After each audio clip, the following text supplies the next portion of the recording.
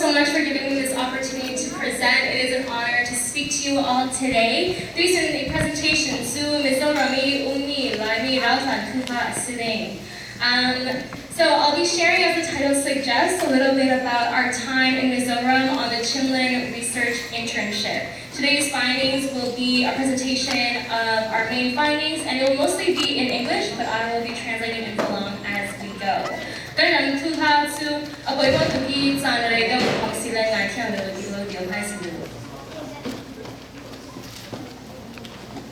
Okay, so for those of you who I haven't met yet, my name is Sui. I grew up here in the Ottawa Chin community, and this summer I had the honor of going to Mizoram to research about our Chin refugees.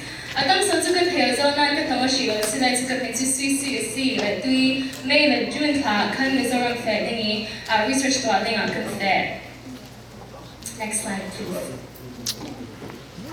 So, when we talk about the Chinlin Research Internship, one of the first questions that probably comes on your mind is, what is Chinlin? What does that mean? So Chinlin, or Chin State, is one of 7 states in Myanmar. It's located on the country's northwest side, and it shares a border with Mizoram State in India. It consists of 9 townships, which have 6 different clans, and each of those clans have 60 different sub-clans as well. Myanmar as a country has faced, as you all know, decades of hardship, colonialism, and poverty, and Chin State is one of the most impacted regions. Under these conditions, these have only been exacerbated by the military coup of February 2021. So since the coup, the military has displaced over 3 million people. The military junta has burned down entire villages like Tangbang and Mindad, as I'm sure some of you know, and it has deployed airstrikes, raids, and mass shootings. Since then, over 39,000 Chin people have been displaced and have fled to Mizoram State, and over 85,900 have been displaced internally and within the country. So with this context in mind, the question of what do we do to help? How can we help our people became the focal point of many Chin diaspora around the world. Military coup is not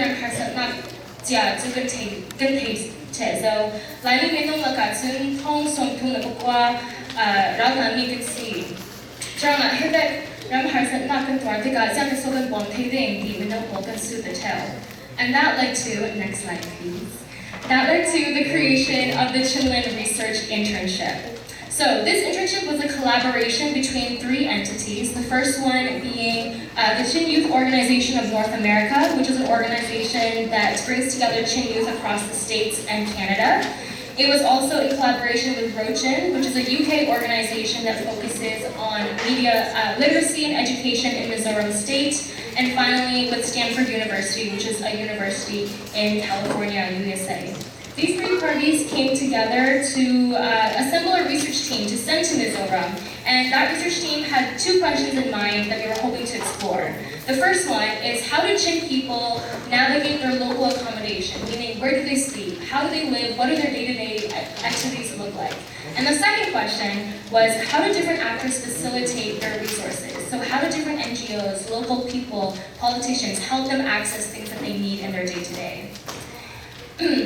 Mizoram跟谁的个 question 跟你配对是跟谁？还是就这样的做来没老反驳我们的这样的罗算诶，可算诶，就是跟你那个做说我们对的啊，我们这样的算我们 tell， 可以跟 question 跟你配对诶跟谁 ？So with those questions in mind, a team of 6 Burmese youth were assembled. Swan acted as our research lead from Stanford. Kim was our CYONA board member. Moita, Anthony, and I worked as research interns. We also had Gima, who was from Mizoram and acted as our guide in our time there. Between the team, we represented 6 clans, 6 different languages, and 6 Western universities. Ini internship su kan mai mipun shang se ranga atam son su intern ka kan ni kan se the. We don't think it's simpan na rang du san na thinu kan nei chorang khating si they ma de kan fe. So we were in Mizoram for 6 weeks. In our 6 weeks, we were able to visit 8 different cities. We also visited 13 NGOs and refugee organizations. We were able to visit 9 refugee camps, 6 Mizo government officials, 5 schools, and interviewed over 60 refugees. Throughout this time, we heard heartbreaking stories about their displacement, but we also heard stories about their successes and their joys and their resilience, and those are the things we want to share with you today. One of the things we heard over and over again, one of our main findings, was that as the coup goes on longer, the amount of aid that these people received continues to decrease. Both refugees in big cities like Aiseol, and even in tiny camps like that of Longklai, saw that at the beginning of the crisis, people were so willing to help. The Mizo government was so willing to give them land, families across oceans would send them money, and diaspora organizations would send them resources or funding. However, since then, those resources and that funding has started to deplete. As the months of hardship became years of distress and crisis, the aid was no longer sustainable. And suddenly there was less money for them to build and repair their homes or feed their families or buy medical supplies. And we see this all the time, right? We see, especially with social media, we see a crisis come at hand and everyone wants to help. You know, there are protests and there are fundraisers and people change their profile pictures and it's this big debacle and everybody's paying attention. But as time goes on and other crises happen, we as a collective move on. Our time in this internship showcased to me who we leave behind when we do move on as a collective, and it reminded me of the responsibility we have to continue to pay attention.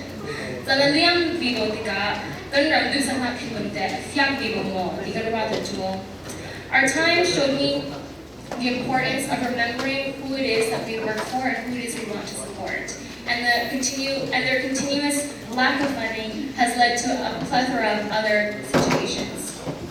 One of them being the lack of access to healthcare and education. Healthcare and education that we see. The cost of that healthcare and education is incredibly high for refugee communities to achieve.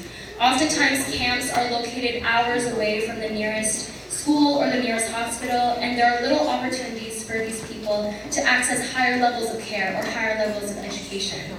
And I want to highlight the impact of the lack of access to healthcare in the story that I heard in Zote camp. So in this camp, I met with a mom who had fled from a town near Phalam, and this was 2 years ago. And when I interviewed her in her home, which was this like little tarp that was held up with like bamboo stakes, and we sat on her floor, and her son was playing right next to us. And I remember asking her about her story. How did you guys get here? What was that journey like? And she shared with me that there are 6 people in her family, but only 5 made it out of that village because only 5 people could stay in that car. She said, we had to stop in 4 different cities, she shared with me, and the journey took 1 week. And I remember hearing that, and I was like, oh my goodness, that's such a long time. And when I said that to her, she said, yes. And I was also really pregnant. She told me that she wasn't sure what they would find when they arrived at camp either. She said, I was ready to deliver the child if needed. I even brought a blade just in case.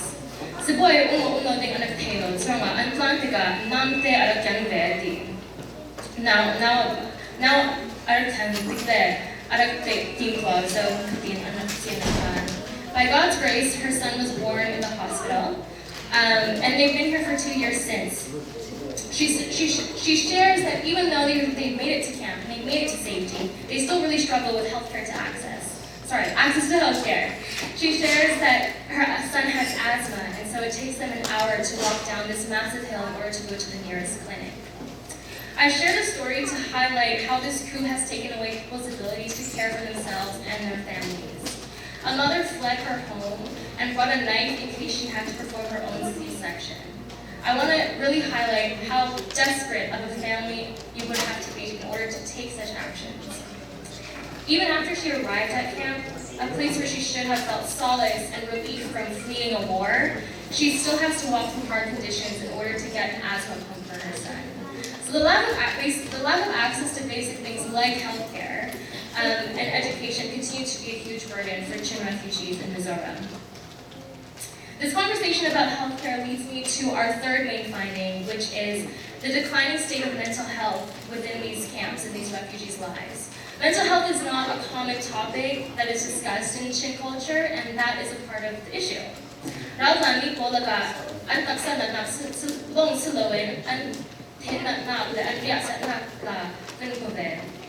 When we talk about their mental health, we were often met with a lot of resistance. They would often resort to talking about their faith or their physical ailments. And so we realized we had to adjust our language when we discuss mental health with these survivors.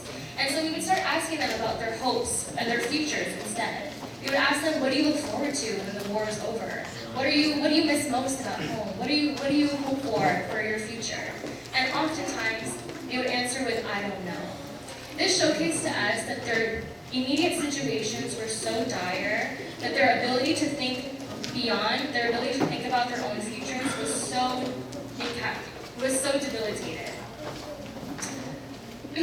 And so I want to share a story about an interview that Kim and Moite did with an elder. And he shares about his time fleeing. And when they asked him, they asked him, what do you miss the most about your time in your village? He said, Xiangman, nothing. He said, there's nothing to miss. It's all been burned down. What is there to go back for? And so he continues to share his journey of how he got here in the first place.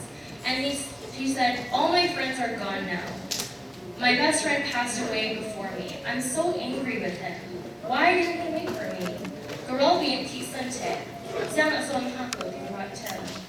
I think about Tanzang constantly. Tanzang is his village.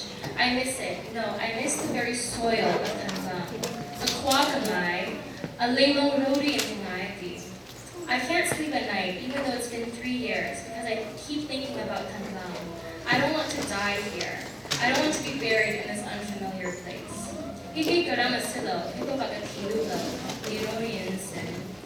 And so obviously we're not medical professionals. We're not here to diagnose these people, but the stories that they shared and the hopelessness that was conveyed through these stories were in line with some of these things like depression, PTSD, and anxiety. And so when we talk about healthcare, we also have to talk about the mental health aspect, which I know is very uncommon in our culture, but the felt impacts were so evident in the Chin refugees that we were able to meet with. These pictures here are to showcase some of the living conditions that we saw in our time in Mizoram. You'll see that some of the homes in the camps are made from woven bamboo, and other ones, the more poor ones, are made from tarp and bamboo sticks. These houses shake when the wind blows too hard, they leak when it rains, and yet these are what the people that we met with call home. Their cooking quarters in the bottom corner there are outside. Each family has one pot to cook with, and each family has one room made of tarp and bamboo for them to sleep.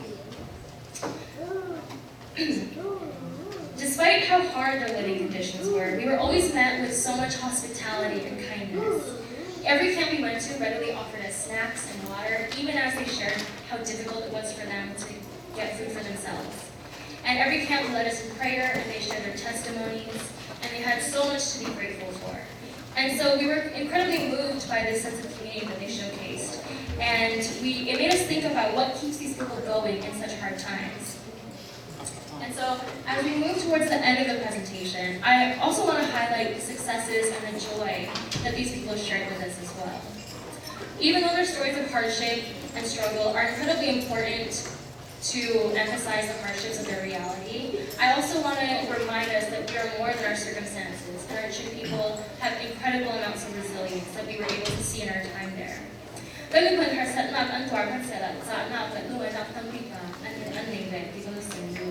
In all 5 schools we visited, teachers told us that their Chin refugee students were the top academic performers. Mizo government officials always shared that Chin refugees were incredibly grateful and incredibly wonderful to work with. And camp leaders also told us that they're alive because everyone looks out for each other, and there's an incredible sense of community. Each camp we went to had homes to sleep in, communal areas to cook in, and a church. Some camps were even a mix of people. There was Falang, Hakka, Gadir, Marao, Mizo. It didn't matter because they were all there working together to survive together. So with all of that being said, what comes next? We learned so much over the 6 weeks, and we're incredibly honored to have had that time in Mizoram. And so we're hoping to publish a report that documents all of our findings. In addition to the report, Kim and Moy went to 6 different Canadian cities to showcase our research. Swan and I are hoping to continue furthering the research that we started in Mizoram, and our work has made it all the way to the UN as well. As the military continues their illegal state of power, our people will continue to need support. That's unfortunately the reality of our situation. How you will support will depend on who you are and your capacity, right? And so the important thing is that we each continue to support and continue to do our part. I want to end with one last story. And it's a story of when we went to Sampai and we met with the district commissioner. Sampai Kwakang Fetiga and my district commissioner, Tuan Tanto. And we spoke about why it's important for Mizo people to support Chin refugees. I remember we asked him, we asked him, you're not from Chin State, these aren't your people, why is it important for your government to help us? Why does it matter to you? And he answered the question with a story. And it was the story of his first time visiting a Chin refugee camp. He told us about how he saw all of these little kids playing with each other, how completely unaware they were about the hardships they will face in their lives. And it reminded him of a Bible verse. And the Bible verse was Psalm 91, 11 to 12, which reads, "He will order his angels to protect you wherever you go. They will hold you up with their hands so you won't even hurt your foot on a stone." Instead, nagpuntiba, ano kung tudinga, ano kudan tudinga, kutianin ba sumipo ang pare. An kudin ano soy dingi nakaya subun toa kong loading. He said to us, when I saw these kids playing, it reminded me of that verse. And I had to ask myself, aren't we the angels that God sent down to protect these kids? And won't these kids be the angels that protect us in the future? And so I share this story as an invitation for all of us. An invitation to remember our responsibility and do our due diligence for our communities and for our people.